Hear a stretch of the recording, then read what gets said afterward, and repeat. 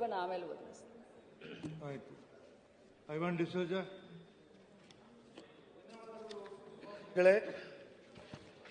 ಬೀಡಿ ಕಾರ್ಮಿಕರ ಕನಿಷ್ಠ ಕೂಲಿಯನ್ನು ಜಾರಿಗೊಳಿಸಿ ಒತ್ತಾಯಿಸಿ ಅನಿರ್ದಿಷ್ಟಾವಧಿ ಹೋರಾಟದ ಬಗ್ಗೆ ಶೂನ್ಯ ವೇಳೆಯಲ್ಲಿ ಪ್ರಸ್ತಾವಿಸುವ ಕುರಿತು ದಕ್ಷಿಣ ಕನ್ನಡ ಮತ್ತು ಉಡುಪಿ ಜಿಲ್ಲೆಯಲ್ಲಿ ಲಕ್ಷಾಂತರ ಸಂಖ್ಯೆಯ ಬೀಡಿ ಕಾರ್ಮಿಕರು ಬೀಡಿ ಕೆಲಸವನ್ನೇ ನಂಬಿ ಬದುಕುತ್ತಿದ್ದಾರೆ. ಕನಿಷ್ಠ ರೂಪಾಯಿ 150 ವೇತನವು ಸಿಗದೆ ಕುಟುಂಬ ನಿರ್ವಹಣೆ ಮಾಡುವುದೇ ಕಷ್ಟಕರವಾಗಿದೆ.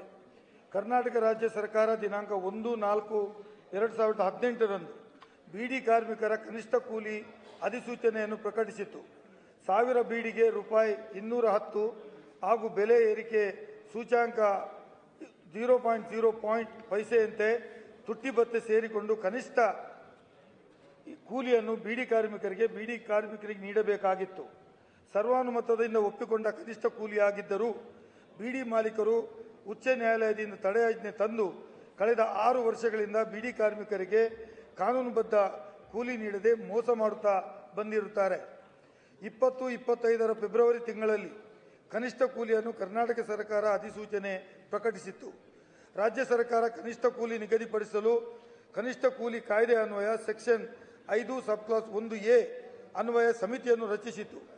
ಈ ಸಮಿತಿಯು ಬಹುಮತದಿಂದ ತೀರ್ಮಾನಿಸಿದಂತೆ 1/4/2024ರಿಂದ 1000 ಬೀಡಿಗೆ ರೂಪಾಯಿ 270 ಕನಿಷ್ಠ ಕೂಲಿ ಮತ್ತು ಬೆಲೆ ಏರಿಕೆ ಸೂಚ್ಯಾಂಕ 0.03 ಪೈಸೆಯಂತೆ ಅಧಿಸೂಚನೆಯನ್ನು ಪ್ರಕಟಿಸಿದೆ. ಆ ಪ್ರಕಾರ 1000 ಬೀಡಿಗೆ ರೂಪಾಯಿ 301.92ರಂತೆ ಬೀಡಿ ಕಾರ್ಮಿಕರಿಗೆ ಮಾಲೀಕರು ವೇತನ ವಿತರಿಸಬೇಕು. ಆದರೆ ಬೀಡಿ ಮಾಲೀಕರು 1000 ಬೀಡಿಗೆ ಬರೇ 284.88ರಂತೆ ನೀಡುತ್ತಿದ್ದಾರೆ.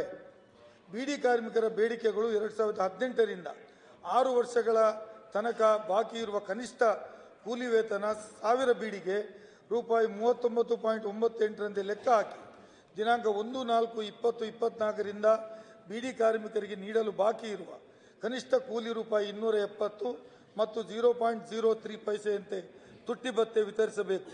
ಕರ್ನಾಟಕ ರಾಜ್ಯ ಸರ್ಕಾರವು ನಿಗದಿಗೊಳಿಸಿರುವ ಕನಿಷ್ಠ ಕೂಲಿ 1000 ಬೀಡಿಗೆ ರೂಪಾಯಿ 301.92ರಂತೆ ಬೀಡಿ ಮಾಲೀಕರು ನೀಡಬೇಕಾಗಿರುವ ಈ ಸಾರ್ವಜನಿಕ ಮಹತ್ವವುಳ್ಳ ವಿಷಯವನ್ನು ಸದನದಲ್ಲಿ ಶೂನ್ಯ ವೇಳೆ ಪ್ರಸ್ತಾಪಿಸಲು ಬಯಸುತ್ತೇನೆ.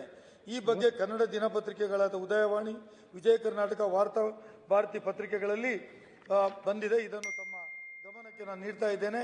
ಸಚಿವರು ಕೂಡಲೇ ಇದನ್ನು ಜಾರಿಗೊಳಿಸಬೇಕಾಗಿ ಕೋರುತ್ತೇನೆ.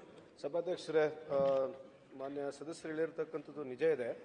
ಇದನ್ನ ನಾವು ಯೂಶಲಿ ಏನು ಮಾಡ್ತೀವಿ ಸಭಾಧ್ಯಕ್ಷರುಗಳೇ, ಯಾವಾಗಲೂ ಎಂಪ್ಲಾಯರಿಗೆ ಎಂಪ್ಲಾಯೀಸಿಗೆ ಕರೆಸ್ಬಿಟ್ಟು ನಾವು ಡಿಸ್ಕಸ್ ಮಾಡಿ ಈ ಮಿನಿಮಮ್ ವೇಜಸ್ ಫಿಕ್ಸ್ ಮಾಡ್ತಕ್ಕಂಥದ್ದು. ಕಳೆದ 2-3 ಬಾರಿ ಕನ್ನಡದ ನಾವು ಬಂದಾಗಲೂ ಸುಮಾರು ಈ ಕಳೆದ ಹಿಂದಿನ ತಿಂಗಳನ್ನು ನಾವು ಇದೇ ರೀತಿಯಾದಂಥ ಒಂದು ಜಾಯಿಂಟ್ ಮೀಟಿಂಗನ್ನು ಮಾಡಿದ್ದೇವೆ. ನಾನು ಸದಸ್ಯರಿಗೆ ಮಾತನ್ನು ಕೊಡಲಿಕ್ಕೆ ಹೆಚ್ಚೆ ಬಯಸ್ತೇನೆ. ನಾನು ಅವ್ರನ್ನ ಕೊನೆ ಹಂತದಲ್ಲಿದ್ದೇವೆ ತೀರ್ಮಾನ ಮಾಡಲಿಕ್ಕೆ. ಮುಂದಿನ ತಿಂಗಳ ಒಳಗಡೆ ಅವ್ರನ್ನ ಕರೆಸ್ಬಿಟ್ಟು ಅಥವಾ ಇದೇ ತಿಂಗಳ ನಮ್ಮ ಸದನ ಆದ ನಂತರ ಅವ್ರನ್ನ ಕರೆಸ್ಬಿಟ್ಟು ಇಬ್ಬರನ್ನ ಕುಂದಿರಿಸಿ ಎಂಪ್ಲಾಯರ್ಸ್ ಆ್ಯಂಡ್ ಎಂಪ್ಲಾಯರ್ ಅಸೋಸಿಯೇಷನ್ ಕುಂದಿರಿಸ್ಬಿಟ್ಟು ಒಂದು ಫೈನಲ್ ನಾವು ಮಿನಿಮಮ್ ವೇಜಸ್ನ ಫಿಕ್ಸ್ ಮಾಡಿಕೊಡ್ತೀವಿ ಅಂತ ಹೇಳಿ